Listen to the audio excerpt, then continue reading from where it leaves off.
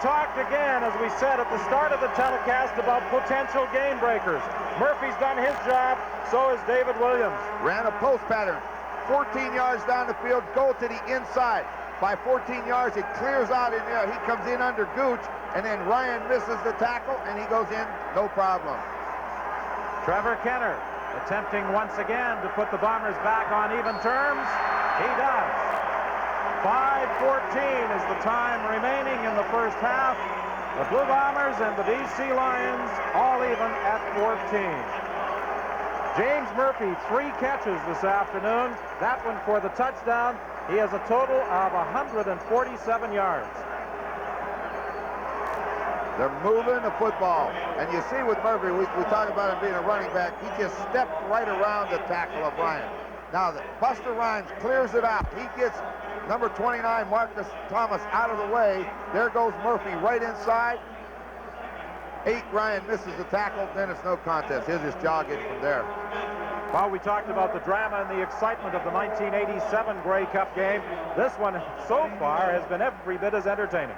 Every bit. They're 2 good football teams. They're excellent football teams, and everybody figured it's going to be close. And that deferment at the beginning of the game by the Blue Bombers may be a big, big decision when we get to quarter number 4.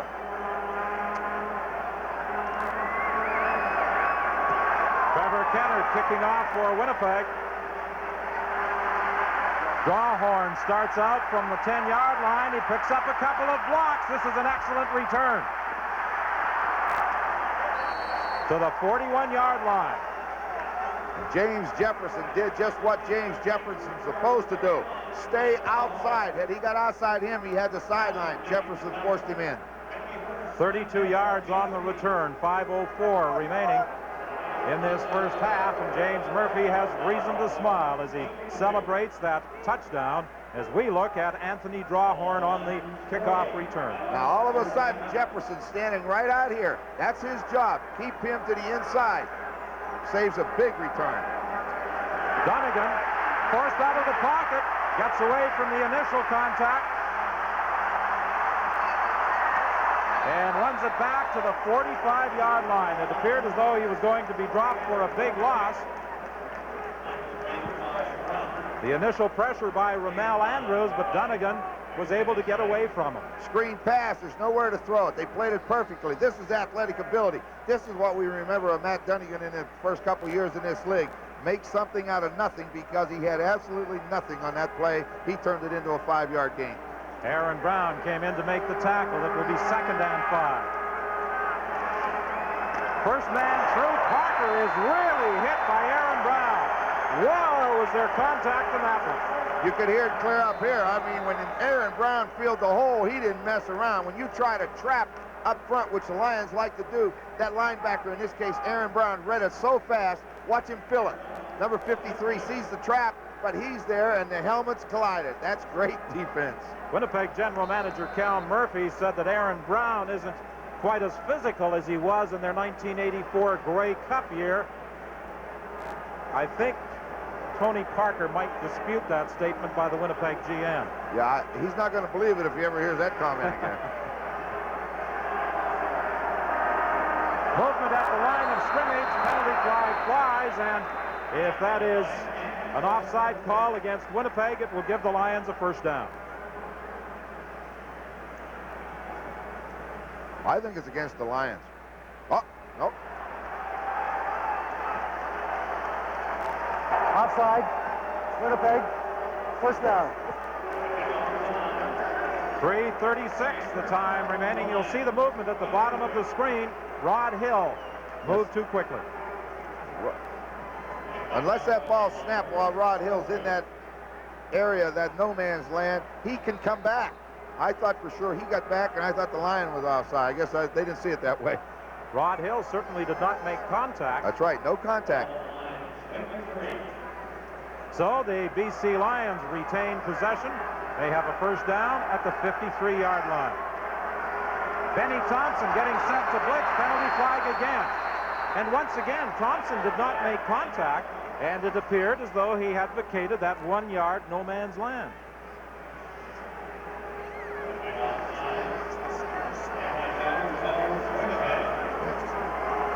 The only way, this is a tough call again. I know Benny Thompson's right up in the line of scrimmage, but unless the center snaps the football at the time you're in that area, there's no penalty if you go back out of it before the ball snaps. Consecutive offside calls against Winnipeg. The BC Lions looking at 1st and 5 now from the Winnipeg 53-yard line. Tony Cherry, the ball carrier, he'll be very close to a first down. He runs hard every time. Sure does, and then this time it took the linebacker, Delbert Fowler, to come underneath and submarine him. The score is tied at 14 with 2:55 remaining in the first half. Short yardage, and did Parker make it? Not quite. He's not going to make it on this one. This is another great effort again by that middle, and I think mainly the linebackers. Watch him try to come over the top. Watch him get hit. Takes the hit straight on. I think it was West that hit him in midair, and then finally Thompson gets in on it, but it was West that knocked him down, knocked his momentum away from him, and then the rest of them do the job. One of the problems when a back leaves his feet, as so many do in those short yardage situations, once that initial momentum is stopped, you have no drive. No, you can't use your legs. You know, they say you use your legs as a ball carrier for power, but if they're not on the ground, you can't use them. So the BC Lions, with 2:38 remaining in this first half, are looking at a 3rd and less than a yard. And with the ball at the Winnipeg 48-yard line, they are going after it. You want to bet on who carries this one?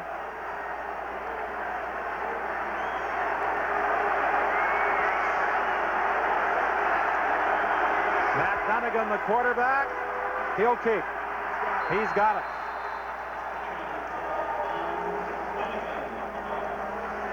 Ducked right in behind his right guard, Jamie Buis, and got right ahead, got his shoulder pads forward, and made the first down. He's got two rather large gentlemen in front of him going to the right. Jamie Buis at 6'4", 260, and Larry Clarkson, who stands 6'7" and weighs almost 300 pounds. At least 300. He's going to be a big kid when he matures. 1st and 10 for the Lions. Dunnigan swinging it out to Tony Cherry, looking for a block. He fumbles the football, and I think he was able to get it back. If Petway had not taken the feet out from under Tony Cherry with that acceleration of his on the sidelines, he was gone. Yeah, this is a good example of that running screen. Watch, the ball's in his hands. Now look outside. He's already got the lineman in front of him. Jan Karinci's there to make a block. You see number 65, Roper, out there to help him out. But the bigger, I'm sorry, that's Sinclair, but Roper should be there too. It should be the guard, tackle, and center on that side. 1st and 10 from the 35. It's Cherry again. This time he is stopped after picking up about a yard. Delbert Fowler and Stan Nicholas made the tackle. Well, these teams started the ball game with emotions running very high. They have now settled down and are playing football as you suggested they would. Well, you look forward to a big game, you know, and the quarterbacks aren't normally like that because they don't get hit. But everybody else is so anxious to get out there and hit somebody and knock them around and get the game going. The emotions are high in the early part of the game. Key 2nd down play here for the Lions from the 34, 2nd and 9. Dunnigan forced out of there, trying to screen. Nicholas was applying the initial pressure, and the ball bounced away from the intended receiver. They sent the screen to Cherry, and Ramel Andrews, 76, read it perfectly, and when Cherry caught the football, Andrews was there to smack him and not allow him to hang on to it. Good defense. I don't think Matt liked that call.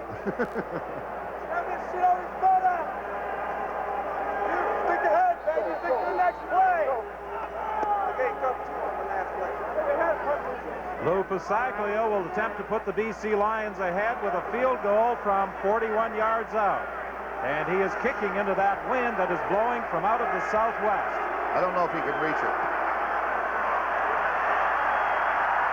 It's wide. And in the end zone, James Jefferson is going to concede a single point, but he is taking a lot of time off that clock in running around back there before finally giving up the 1 point that puts the BC Lions ahead on the missed field goal attempt by Lou Passaglio. I didn't think he'd be able to reach the end zone. I didn't either. I was surprised he did. That is a 41-yard kick. They couldn't do it in warm-up. I guess the adrenaline's a little more at work during the game. 1:05 remaining in the half. Tim Jesse straight ahead for a gain of a couple of yards.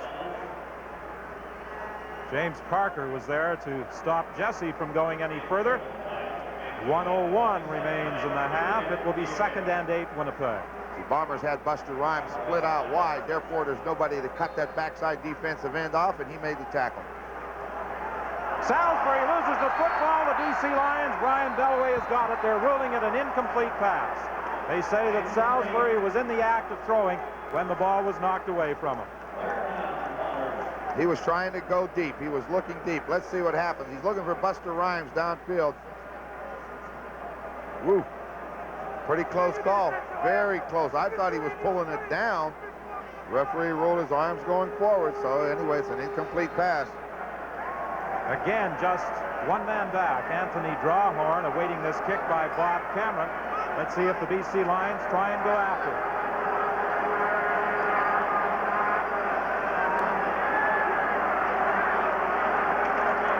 Pressure up the middle, and Cameron managed to get it away.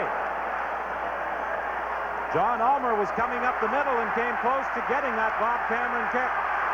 And Drawhorn is brought down at the 23-yard line by Ken Haley and Michael Allen. A 61-yard kick by Cameron. There's also a flag on the play down at the BC 15-yard line. Vernon Paul made a great block as Ulmer was coming through on that punt. Objectionable conduct. BC number 39. A very entertaining 30 minutes of football. Donegan setting up the screen to Cherry. He doesn't need much help, and he gets that for a first down. A block on Benny Thompson that enabled him to get up close to the 20-yard line. You know, Don, we talk about Grey Cup week in Ottawa. The Ottawa Rough Rider alumni like Whit Tucker, Ron Stewart, even Larry DeMelli, an ex-Saskatchewan, they got these people involved, and they did a tremendous job selling out everything. Donegan's pass is complete to Williams.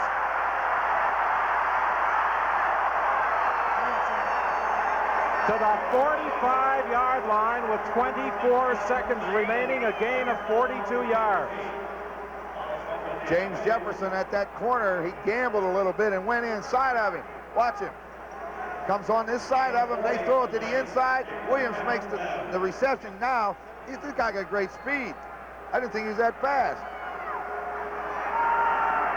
Donegan going to the sidelines, and it was a low throw intended for Streeter. It will be 2nd and 10 with 17 seconds remaining. Boy, when Williams turned inside, that long stride hit was eating up some yardage.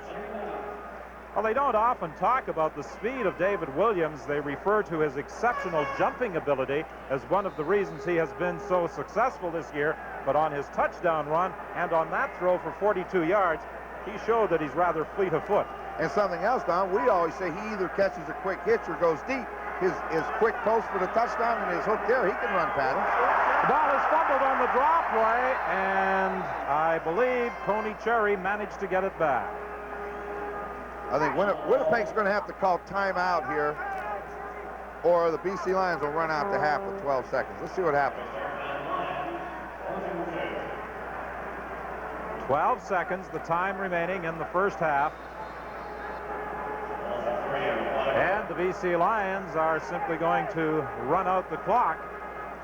The Winnipeg Blue Bombers did not call a timeout. Here you see the exchange on our reverse angle camera between Donegan and Cherry was fortunate that he was able to get it back. Donegan, the final play of this half.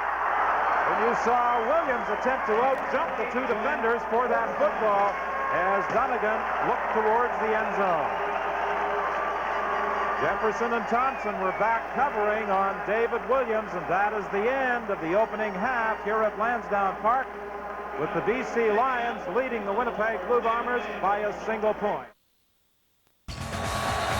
As Trevor Kennard gets set now to get the second half underway.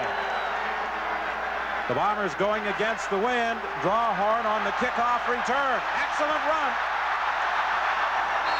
He's into Winnipeg territory at the 48-yard line, brought down there by Ken Petway. Well, what we've learned about Drawhorn, Anthony Drawhorn in his rookie year out of Las Vegas, Nevada, Las Vegas, is an excellent return man. He stepped in for Larry Crawford when Crawford was injured, but watch this. Waits on the bounce. Now find a hole, and he does. And watch him accelerate right now. There's a time to accelerate on the kickoff, and that's when you see the opening, and he did it. First and 10 BC. The ball is at the Winnipeg 47-yard line. The fake reverse. Cherry carrying the ball. And Cherry didn't fool that Winnipeg defensive unit as Delbert Fowler was over there with help from Michael Gray to make the tackle. There's also a penalty flag on the play.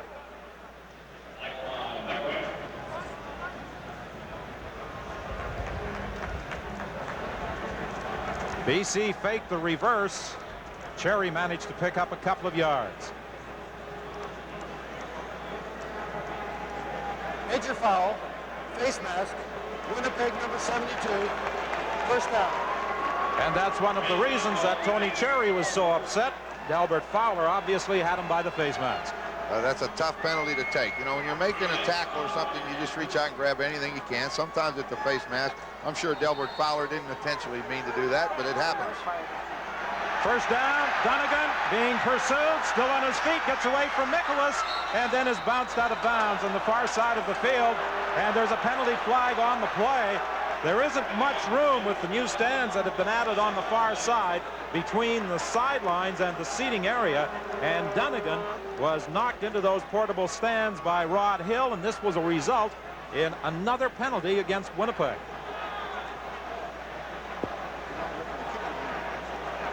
No, unnecessary roughness, Winnipeg number 53, first down. Well, it's a sprint to the left. Doesn't like it. Gets a little pressure now. He uses his ability again. Watch him turn the corner like a running back. Here comes the hit right here. Rod Hill hits him, knocks down Pasaglia's kick a net, and then into the portable stands. Well, it was Rod Hill that made the contact with Dunnigan. They called the penalty against Aaron Brown. Dunnigan again gets away from Nicholas, can't find anybody, and he's dropped for a loss by Benny Thompson. David Williams felt he was wide open in the end zone. He's down there holding his hands up in the air, but you know what? When you're running for your life as a quarterback, you can't see everybody. He's looking for somebody. You can see him looking, but he does a wise thing. If he tries to throw that ball in, there were a lot of blue jerseys. He took a heck of a hit from Benny Thompson. That takes the ball back to the 21-yard line. Second and 18. 13:32 remaining in the third quarter. Dunnigan over the middle. It is incomplete. Intended for Jan Carinci coming out of his slot back position. Boy, and he had him open too. If he could have thrown that ball on target, Carinci had found a hole inside of Ken Petway and in front of Thompson. We'll take a look at Carinci coming off. Look at him coming across the middle. He has got some room, just a little bit too far for him to be able to reach out and grab it. So it is third and 18 from the 21-yard line. Carinci will hold for Lou Pasaglia on this field goal attempt of 28 yards.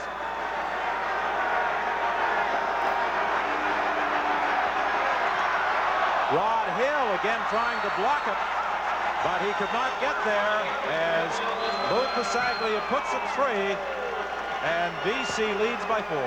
And coming into this Grey Cup game, Winnipeg felt that to counteract the many offensive weapons Dunnigan has to work with, they had to put pressure on him early in the ball game. They have been going after him. And keep after him. You know, Dunnigan's the type of guy that could beat you just on any one play, so you can't let up on a guy like Dunnigan. Winnipeg deciding to scrimmage from the 35-yard line rather than have BC kick off. The screen pass to Tony Johns. Johns continues fighting out to the 41. That will be a gain of 6. Well, they came back with that play that they ran in the first quarter. It's that little bootleg fake and then the screen to Tony Johns off of it. This time he almost was going to get hit underneath and he escaped it. I don't know. I thought the dances took place after the game. James Murphy was having quite a time trying to break away from his coverage. Second and 4. Winnipeg movement at the line of scrimmage. Penalty flag. Salisbury takes a hit as he had his arm cocked and was preparing to throw, but the whistle had gone.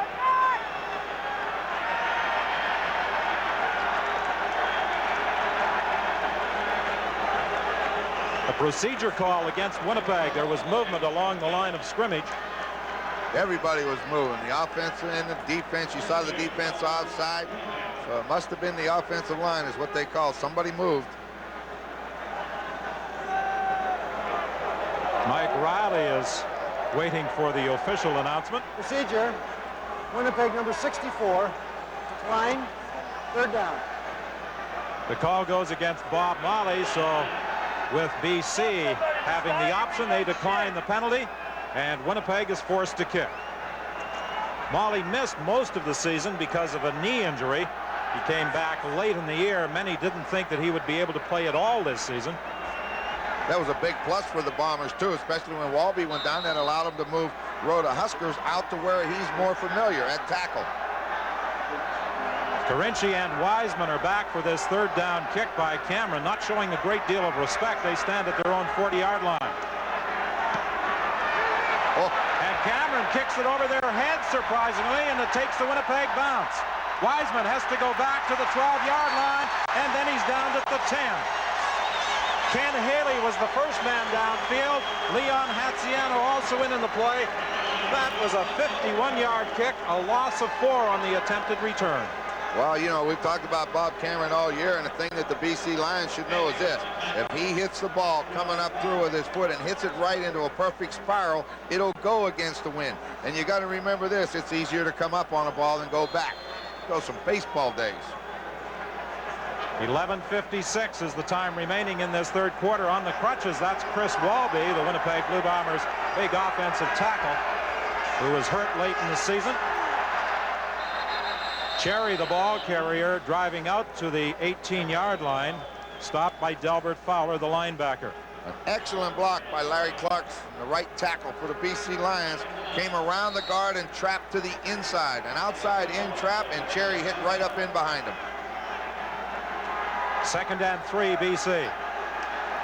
The pitch to Cherry, looking for some blocking help, and then trying to go to the outside of it for a first down. Again, that very limited area on the sidelines causes some problems as Cherry ran into those portable stands that have been erected to bring seating capacity at Lansdowne Park up to 50,000 for this Grey Cup game. He's going to be a little bit over a yard away. I believe right now, punt the football. You have the wind at your back. He is a little more than a yard. Here it is. We talk about the toss. This is one of their favorite plays. Parker tries to make a block on the outside force man. In this case, it was Darrell Sampson. Now, Sampson doesn't make the tackle, but he forced Cherry to give ground. And when he gave ground, that caused him to come up a little over a yard. And the BC Lions are going for it. This could be a very big play right here. Dunnigan keeps. He's not going to make it.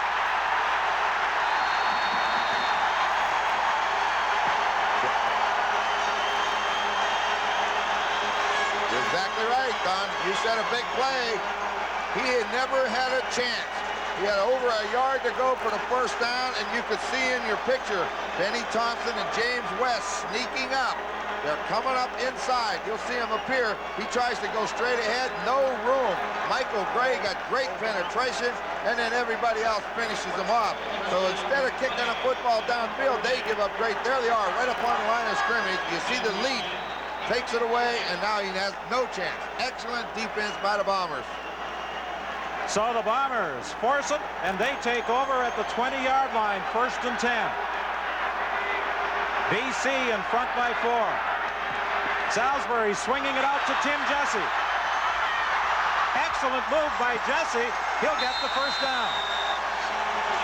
A little deke, a little fake to the inside, and then turn on the afterburners, and he went outside of Parker. Excellent play. Left him standing still. Well, I prematurely said he had the first down. He's about 2.5 yards short.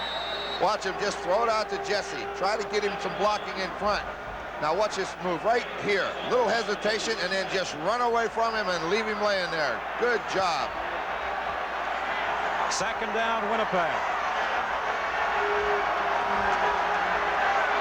Salisbury's pass is knocked down at the line of scrimmage. That's about the 3rd time this afternoon that the BC Lions have knocked down an attempted pass by Salisbury. I believe it was Walter Ballard who got a hand on the throw. Well, you know, if the defensive lineman can recognize it, that's the key to that. It's a quick pass. He's only taking 3 steps. If the defensive lineman can read the drop, they will stop their rush and get their hands up. When he takes 3 steps, you're never going to sack him, but you can knock the ball down. Well, that failed third down gamble is not going to prove nearly as costly as it might have been. A 20-yard field goal attempt by Trevor Kennard. It's good. So with 9:40 remaining in the third quarter, again, it's a 1-point ball game. BC Lions scrimmage 1st and 10 from their own 6-yard line. The Lions in this third quarter with the wind at their backs were hoping to put points on the board.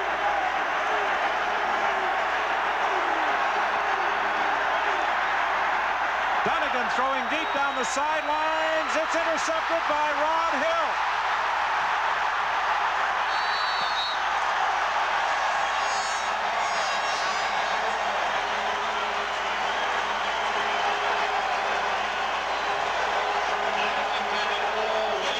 You know, we talked about Rod Hill's covering ability with Cal Murphy and Mike Riley earlier in the season. They say he sticks very close to the defender, or to the receiver. Now look at this. He knows where he is. He's running stride for stride, and when that ball goes up, he went up and got it first. Got him on that hip pocket, and he made a great play. So again, good field position. So Rod Hill gives the Bombers the ball at the 26-yard line. Salisbury trying to take advantage, looking to the end zone. Oh! In and out of the arms of Buster Rhymes. Can't really blame Rhymes. That was good coverage. Excellent coverage downfield. I believe it's Marcus Thomas again with that big right hand got up in front of him. And, you know, I know Rhymes feels he should catch it, but watch this. He got it. He tipped the ball. The ball hit his leg and then bobbled for him, but really Thomas knocked it down. Marcus Thomas, a late season addition to the BC Lions, in the lineup in place of the injured Larry Crawford, coming up with a big play there, knocking it away from Buster Rhymes. 2nd and 10 Winnipeg. The ball is at the BC 26. There appears to be some confusion on the part of the Bombers. Salisbury got it away just in time. End zone incomplete. James Murphy, the intended target that time. They're really trying to confuse Salisbury. They have those linebackers and Rick Ryan moving up and back all the time. It ended up to be man-to-man coverage. When you see the backs step up close to the line, they're anticipating a safety blitz, and then they didn't come. Again, Murphy's got more speed than Gooch. Very fortunate that this wasn't a touchdown. It just faded too far out. Quarterback throws the ball to fade over the defender's head to the sideline, but I think it just went out of bounds. Trevor Kennard, his 4th field goal attempt. It's wide, but it will go for a single point, and this game is tied at 18 with 3:45 remaining in the third quarter. But the big thing, Don, the BC Lions got the wind advantage. They haven't been at the other end of the field except for that long field goal try that was blocked. So, I mean, the Bombers have everything going their way right now. Well, we haven't had the points of the 1987 Grey Cup game, won by Edmonton, 38-36, but this one has been every bit as exciting, every bit as entertaining. Well, this is what the BC Lions have done.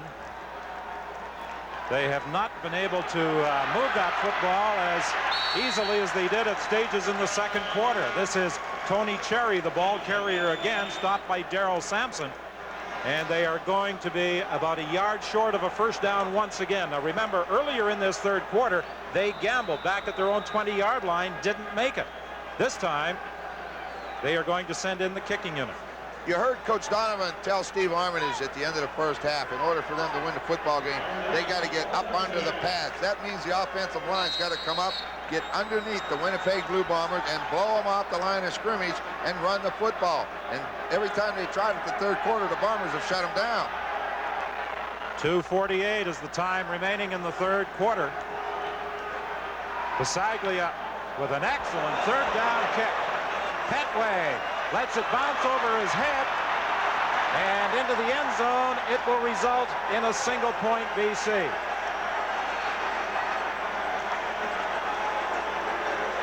It rolls out of bounds in the end zone, and the BC Lions move in front by a single point. Right now, let's bring in Scott O.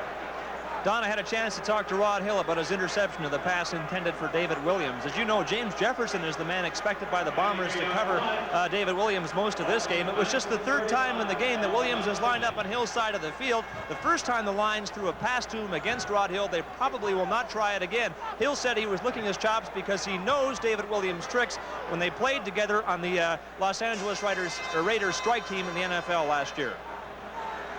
86 yards, the length of that loop. Pasaglia single for a 19-18 BC lead. Winnipeg 1st and 10 at the 35-yard line.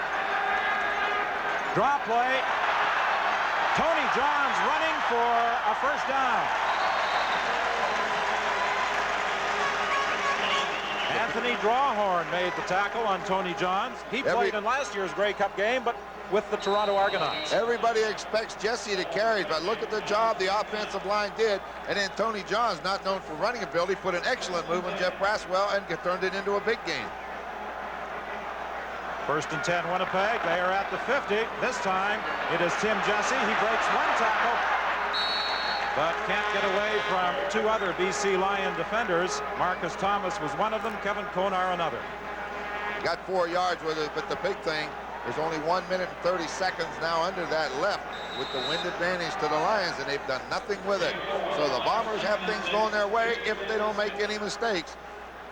Winning the toss may have been very key to the eventual outcome of this ball game. Seems funny to be decided yesterday. Second down, Salisbury's in trouble. He's down at the 40-yard line. Braswell will officially be credited with the sack, but it was Kevin Konar who got to him initially.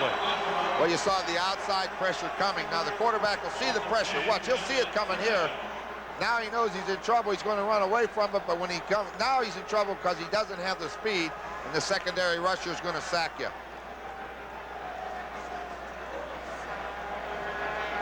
.106 is the time remaining in the third quarter. Bob Cameron stands back at his own 28-yard line. Just one man back this time, and that's Anthony Drawhorn. I think they're going to go after this. That 20-second clock ticking away, and the ball is snapped just in time. Drawhorn takes the ball at the 35, fumbles the football, and who's got it? Winnipeg!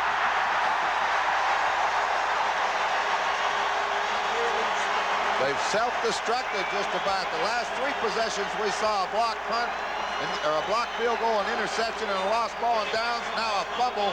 They're hurting themselves. I think it was Ken Haley who stripped the ball away from Drawhorn, and Wicklum appeared to get it. Well, number 24 was the first one there. Leon Hatziano was also in on the play, but it was Wicklum who recovered the ball, and Winnipeg retains possession. They are 1st and 10 at the 36-yard line with 32 seconds remaining in the third quarter.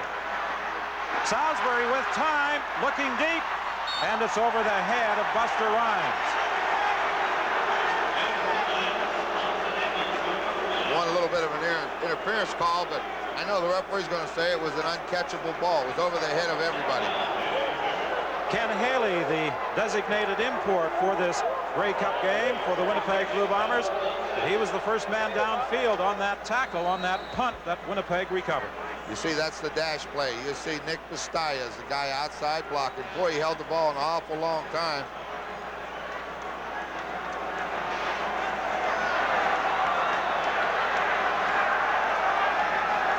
Second and 10 from the 36. The draw play with Tony Johns. He isn't going to go anywhere. Kevin Konar is the first man to make contact. He has really played a strong game for the BC Lions. They always play strong games for him. He's an outstanding football player. He's always been very underrated, a lot like Don Moan of the Toronto Argonauts. But you know, the big thing about it right now, the Winnipeg hasn't been able to do anything. The BC Lion defense is trying to take control while their offense is self-destructed. Yes, Konar is one of those underrated players in the CFL, but he has really done a job for the BC Lions for the last few years and in this Grey Cup game. This will be the final play of the third quarter, barring penalty. BC leading by a 19-18 margin. It could be tied? It will be. Bob Cameron with another fine kick against that wind of 48 yards. And with 15 minutes remaining, the Lions and the Bombers are all...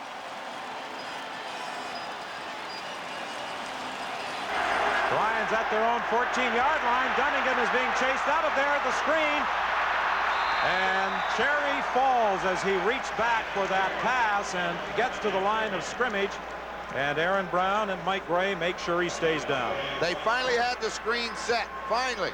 Watch it. Now he's got room to run, and as he turns, he trips and falls, and he comes out of it with a gain of about a half a yard. So this second down situation, second and long, the one area you don't want to be in, second and long. That lets him tee off on the quarterback.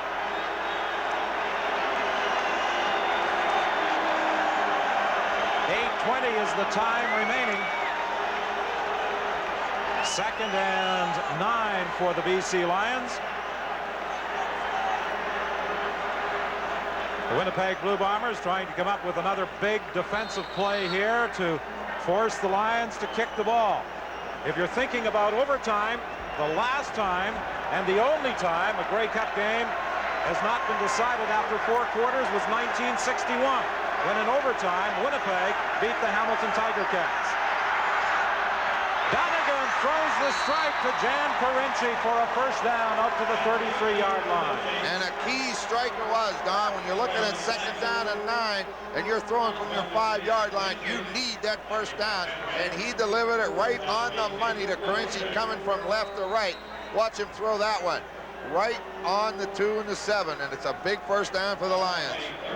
Many times you look back at a football game and count the number of second down conversions. They can tell you the story as to which team wins a ball game. Carinci again, he has been a favorite target all afternoon up to the 45-yard line, stopped by Ken Petway.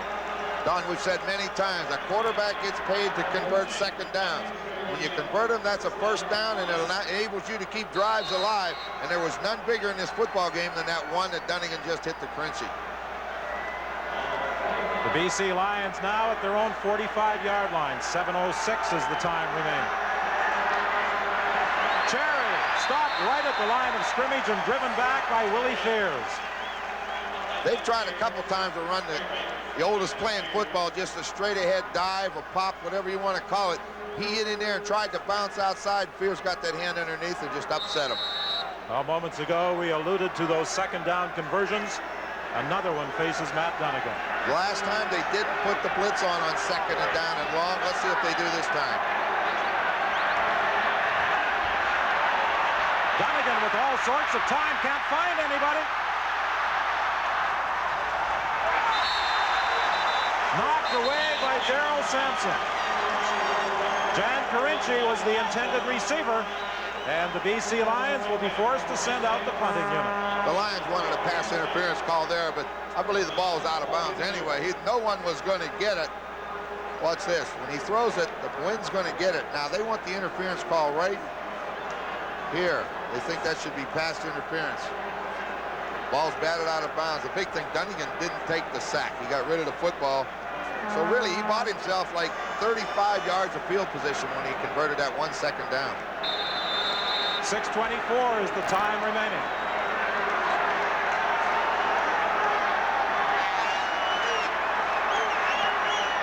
Good kick into the wind by Pasaglia.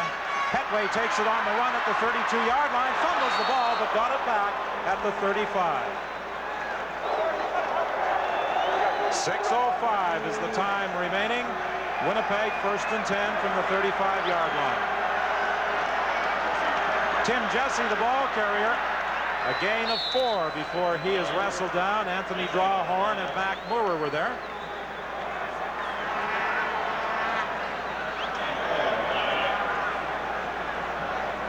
Neither side has been able to do much in this second half. Only 9 points scored in the third quarter. And so far, neither side has been able to put a point on the board in the fourth. I think it's a tribute to both defenses. They seem to be controlling the football game right now. Salisbury rolls out of there. Throws down the sidelines. It's incomplete. He was looking for Ken Winey. And Andre Francis was over there defending against him. Greg Stuman was the linebacker who put the pressure on quarterback Sean Salisbury. He put the pressure on him, and when he cocked the arm to throw the first time, Andre Francis was right with him. There was nowhere to throw the ball. Then when he pulled it down, then naturally Greg Stuman's going to get the pressure. But excellent coverage downfield. As we said earlier, both secondaries are great at one-on-one coverage. The Lions put pressure on Cameron the last time he lined up in punt formation. Let's see if they go after him again. This one they almost hit again. This ball takes a bounce. Drawhorn watches it come back towards the line of scrimmage. And now looks for some blocking help, but he doesn't get any further than the 20-yard line. A 57-yard kick. But the BC Lions on the last two Bob Cameron punts have come very close to blocking it. Watch Andre Francis, number 14. Watch this. If Bob Cameron's left-footed, it's blocked. He's very, very fortunate. You know the surprising thing here, as hard as the wind's blowing, you'd have thought that ball would have hit and just took off. It hit and came back. 4:47 is the time remaining with the score tied at 19. Williams on the sidelines.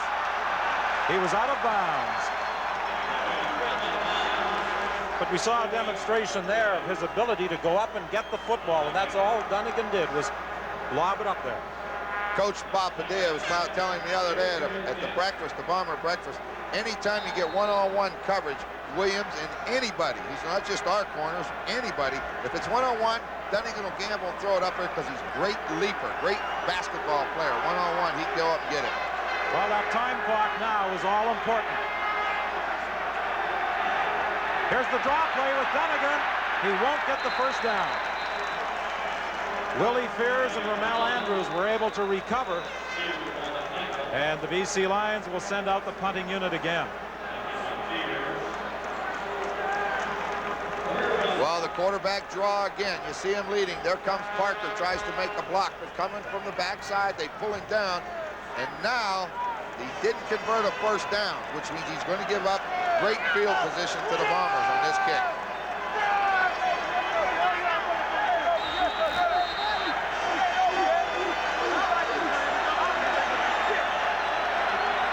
Just one man deep for Winnipeg on this Lou Pasaglia kick. It'll bounce back to the line of scrimmage, and it's taken by Michael Allen. And there's a penalty flag. No yards will be the call. Michael Allen has been such a key man all season on Winnipeg special teams, and that time, after the 14-yard kick, he caught at least two players within that 5-yard area. He only weighs 165 pounds. I think he does a tremendous job for them. No yards. BC number 21. First down. So with only 3:56 remaining, Winnipeg has great field position. You see the ball bounce back, and Allen, as you say, makes a heads-up play and grabs the football with 3 white jerseys inside that 5-yard area. First and 10, Winnipeg at the 27. 3 receivers wide to the left. Draw play with Tony Johns. And he's stopped at the 25-yard line by Jeff Braswell. Well, you really have pressure on you from an offensive standpoint when you're going against the wind in a tied or close ball game. You must convert second downs. The Bomber defense has finally got them the field position that they needed. Now it's up to the offense to put points on the board. Second and 7, Winnipeg. The Bombers stay on the ground with Tony Johns. They wanted to make sure they retained possession of that football so that they could send out the field goal unit and allow Trevor Kenner to kick perhaps the winning field goal. He'll get that opportunity when we return. We'll bring you more of this Grey Cup Classic on CBC after this. Trevor Kenner will be attempting his 5th field goal of the afternoon. He's been good on 3 of them. I know what that defense is saying. If we ever block the field goal anytime ever, now is the time with 3 minutes left. Well, Winnipeg was able to block a Lou Pasaglia field goal in the third quarter. Kennard is able to put his foot on this one, and Winnipeg takes the lead. Well, he's extremely accurate from in that range anyway, and you're either going to block it or he's going to make it.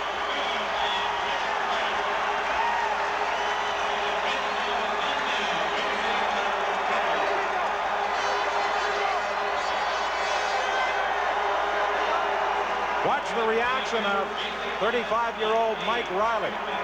You know, it's interesting. He's younger than one of the players on his team, guard Nick Bassano. That is kind of funny, isn't it?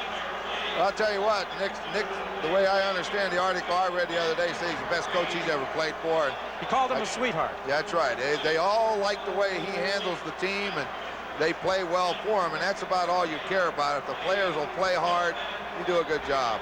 Mike Riley attempting to do something in his second year as CFL head coach that his father, Bud Riley, was unable to do, and that's win a Grey Cup. Well, it's a great opportunity when you look with 2:55. He's in a pretty good position, but now for Pasaglia to get the field goal to tie it, he's going to have to kick from about the 27-yard line. I don't think he's going to have to go much further than that. If they don't get it up there, he'll never get the chance. Well, I'm a little surprised that the Lions decided to have Winnipeg kick off.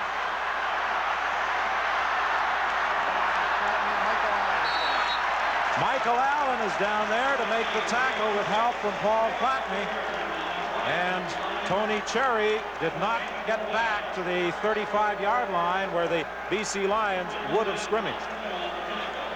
It's right on the 35. So they lost a couple of seconds. I guess he fell forward, but that is surprising. 2:47, you're almost into 3-down football. You've got to move the football. I initially didn't think he got back to that 35-yard line. I didn't either. Here's Cherry carrying the ball. He breaks into the clear.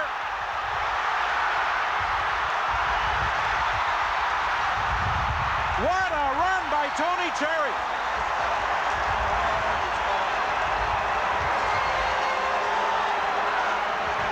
A 52-yard gallop.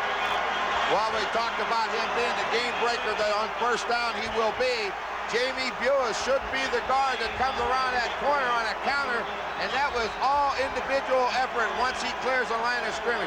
They got him into the secondary. You see Clarkson try to make a block, but watch the effort just by Tony Cherry. He just keeps fighting off tacklers. I think he just ran out of gas right here, and that enabled him to tackle, but what a game. It's Cherry again. This time, the Bombers restrict his game to about 4 yards. You would have almost thought that after a 52-yard run, they would have given it to somebody else, but maybe they figured when he's hot, let him go. I don't think he's sure who he should be cheering for.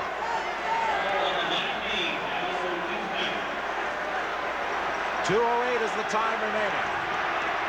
2nd and 6 BC.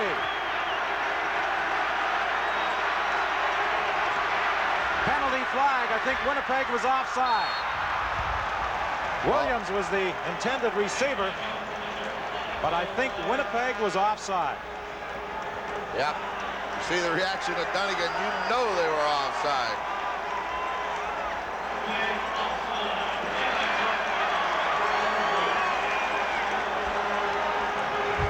So the BC Lions will be looking now at 2nd and 1 with 1:55 remaining.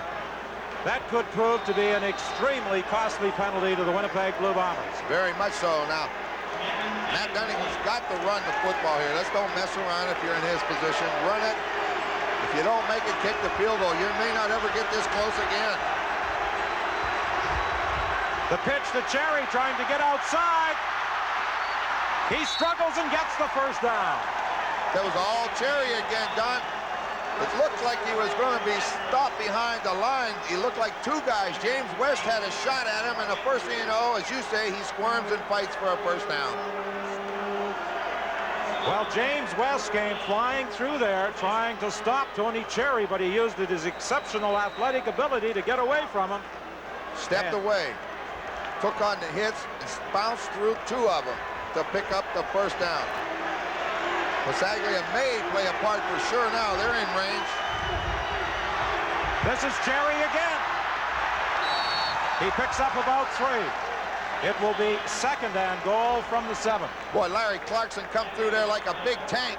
And James West come up and took the legs out from under Clarkson and makes a tackle, or Cherry's going to score. There goes Clarkson. What's this? He cuts him down and at the same time forces Cherry to leave his feet, or otherwise he may go into the end zone. 1:45 is the time remaining. Winnipeg leading 22-19. 1:45 on the clock. Here we go. So this is the 2nd down play. Donegan looking into the end zone. It's deflected. Intercepted by Winnipeg's Michael Gray.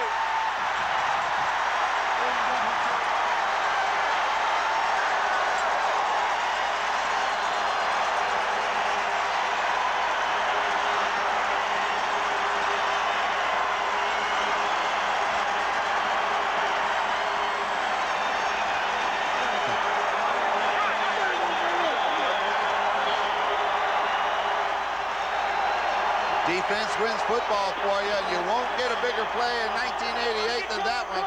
Matt Donegan threw it low, it's deflected, bounced in the air, and that man makes the interception, and that should just about do it. We're going to get a look at a straight drop back pass.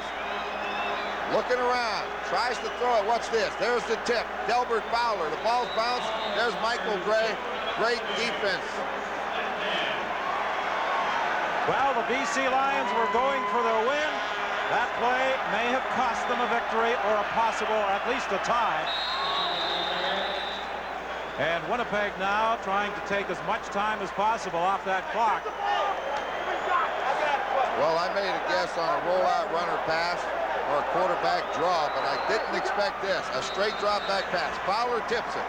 Now what happens? It hits just about everybody, and finally, that high, somebody's going to get it. Michael Gray got it. The big thing he did is not go back to the end zone. At the moment, Michael Gray is the Winnipeg hero. The 2nd down play. Tony Johns, the ball carrier, and he wrapped both hands around that football, making sure he hung on. Now, it's a decision for Coach Mike Riley with 1:06 remaining. Well, this is a decision. If you give them 2 points, you must kick off. Still with a minute left, the field goal can beat you. Cameron can kick the ball 60 yards, and you're going to have to cover. This is a big decision. We'll see what they do. I'm sure the thoughts of possibly conceding a safety touch ran through the mind of head coach Mike Riley.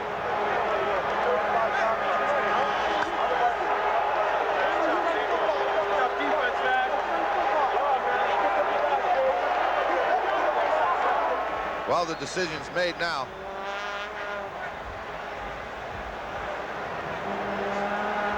The BC Lions called a timeout. Larry Donovan wanting to make sure his team knew exactly what they were to do on this 3rd down play by Winnipeg. 1:06 remaining. Cameron stands in the end zone. Even if you're going to return it, Don, you better make sure he kicks it in a hurry. Don't allow him to just stand there and let you get your coverage team downfield.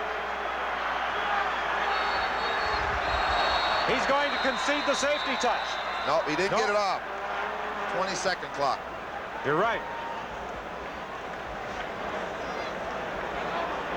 Yeah, the 20-second clock going on him. Time count violation. Winnipeg number 6. Still 3rd down. Well, maybe they did that now. If they had any second chances or want to make another decision, that gives them another chance. That really didn't hurt them. No time went off the clock because there was a timeout. So they're still 1:06. Well, let's see what the Winnipeg Blue Bombers had planned. Yes, Cameron is going to concede that safety touch. And he's going to take some time off the clock before he does it. As a matter of fact, he runs partway up the stands at that south end of Lansdowne Park, or west end of Lansdowne Park. And 58 seconds remain, so it's a 22-21 ball game, and the Winnipeg Blue Bombers will kick off. 58 seconds on the clock. Trevor Kennard getting set to kick off, waiting for the signal from Jake Ireland.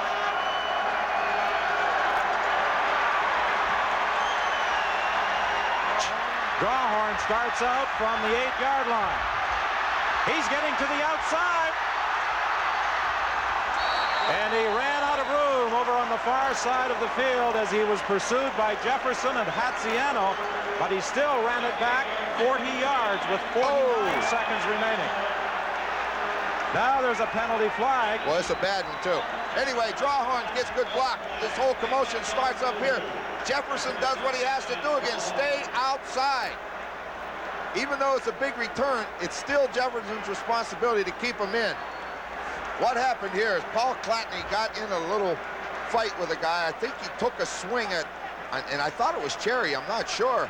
But anyway, when the play was over, Cherry come up and took a swing at him. Now we're going to see what happens. Major foul, unnecessary roughness, BC number 24. First down. Anthony Cherry gets called on that penalty with 49 seconds remaining. You know, sometimes you take a punch during the ballgame. Clatney did hit him, but you cannot retaliate with the referee standing there. You're trailing 22-21 with 49 seconds on the clock. You just cannot do it. The bulk of the scoring in the opening half. Who would have believed, the way these teams played the first 30 minutes, that they would only manage to score 14 points in the second half. Neither side able to put it in the end zone. Although the BC Lions made a fine effort there with David Williams looking for the reception on the throw by Matt Dunnigan, covered by James Jefferson. 45 seconds remain. Lou Pasaglia would like to get a shot at winning this ball game for the BC Lions, but the tale of this game could be told on the upcoming play. It could be decided right here for Larry Donovan and his BC Lions. 2nd and 10. I think he's got to look, try to get Williams in one-on-one coverage and look for Jan Carinci coming across the middle. Both receivers up to the wide side or short side of the field. Let's see what they do with it. Coming right back with Williams. Incomplete. And it was Jefferson defending against Williams again. And Williams is unhappy. He thought there should have been a flag. But this is it right now. It's now or never.